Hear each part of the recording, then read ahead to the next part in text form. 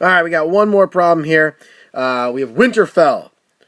For those of you that are Game of Thrones watchers, only has 400 feet of barricades to fortify against the White Walkers. Oh my goodness. They want to maximize the space behind them and plan to use one wall of the castle, so they only need to set up a barricade for 3 sides of a rectangular enclosure, like usual.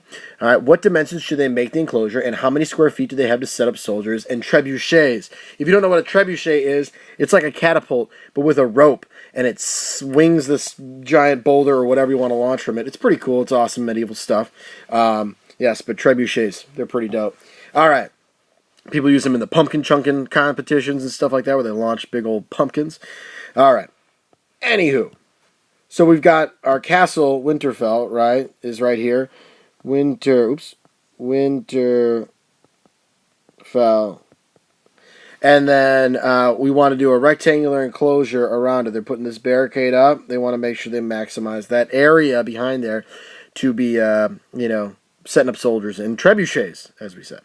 All right, so same type of idea. Maybe you can pause it and try this problem, and then come back and see it explained. That way you're at least see if you can do it independently, because you're going to have to be able to do it independently on a test or quiz.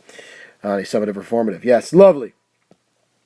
I'm going to mark this guy X, which makes this one X. And since I've got 400 feet of fencing, I'm going to do 400 minus what I've already used, which is 2 X's. And there we go. I've got my dimensions.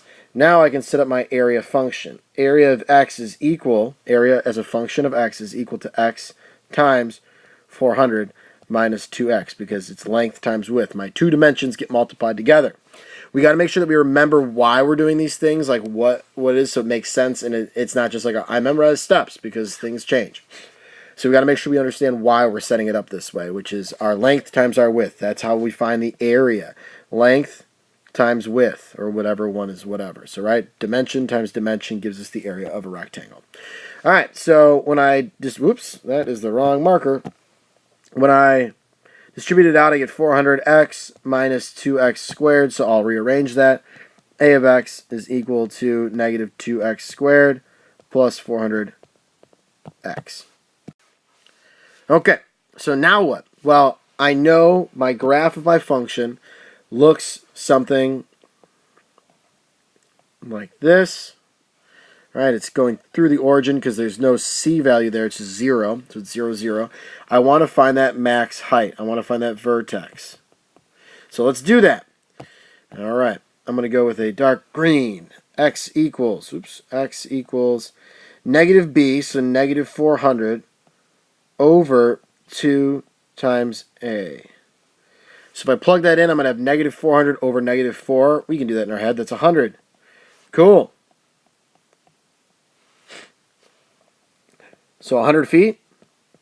That's pretty easy math now, because it's going to be 400 minus 2 times 100, so 200 feet. Perfect. I like it. So my dimensions are 100 feet. That is a weird one, but we'll go with it. By 200 feet. So that's the optimal setup for those at Winterfell if they want to maximize their area. Awesome. So those are my dimensions. And my area, well, I could either plug 100 back in, or I could just multiply these two together, and we're going to get 20,000 feet squared. There's my area. Cool. So we answered both.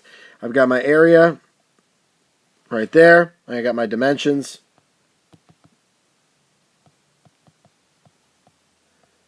Right here. Lovely. Well, anywho, fun time here, kids. I hope you enjoyed these lovely, wonderful videos about area optimization. I think it's a pretty neat application of quadratics to figure out rather than just guessing and checking your way through it. I know there's times where guessing and checking seems like the best, but there are often math ways of going about it, and those are things we'd like to explore because it's just so fun. Alrighty, America, freedom, rock and roll, Costco, members only.